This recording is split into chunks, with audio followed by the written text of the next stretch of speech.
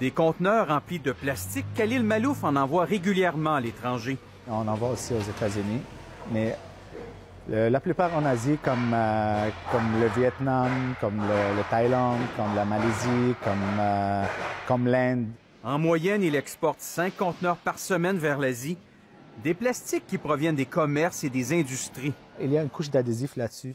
Alors, on a essayé de le recycler localement. On n'a pas réussi, malheureusement. Et qu'est-ce que vous devez faire avec ça? Maintenant, ça s'en va à l'export. Puis ce stock sera chargé aujourd'hui dans un conteneur. L'an dernier, le Canada a envoyé plus de 100 000 tonnes de déchets de plastique à l'étranger, à des milliers de kilomètres d'ici. Où s'en va la marchandise qu'on voit ici? Ça va aux Philippines pour être recyclé là-bas. Le plastique est acheté par des courtiers et des entreprises de recyclage en Asie.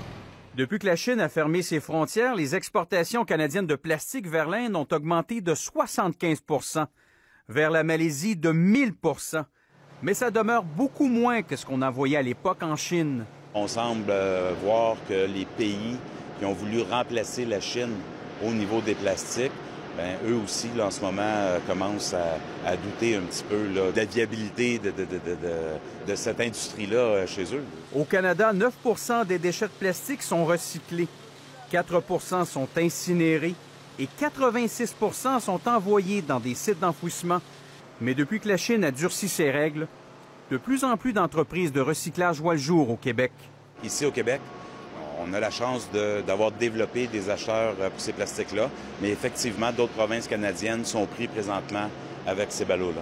Il faut qu'ils développent, qu'ils trouvent, comme le Québec l'a fait dans les 10 dernières années, des industries locales pour pouvoir traiter ce plastique-là. Une vingtaine d'entreprises québécoises recyclent du plastique, mais des centres de tri doivent encore envoyer certains types de plastique, dont ceux à usage unique, à l'enfouissement. Pour les experts, cette crise du plastique doit devenir une opportunité pour le Canada.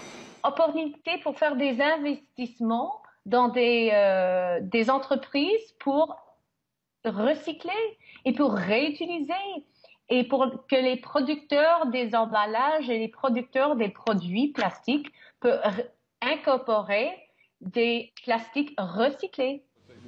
Quant à Khalil Malouf, il craint que les pays asiatiques ferment leurs portes aux matières plastiques, comme ont déjà menacé de le faire la Malaisie et les Philippines. On a peur qu'un jour ils vont arrêter. C'est pour cela maintenant on commence à virer le bord pour qu'on recycle localement. Un enjeu environnemental et politique, alors que les Canadiens génèrent chaque année plus de 3 millions de tonnes de plastique. Ici Jean-Philippe Robillard, Radio-Canada, Montréal.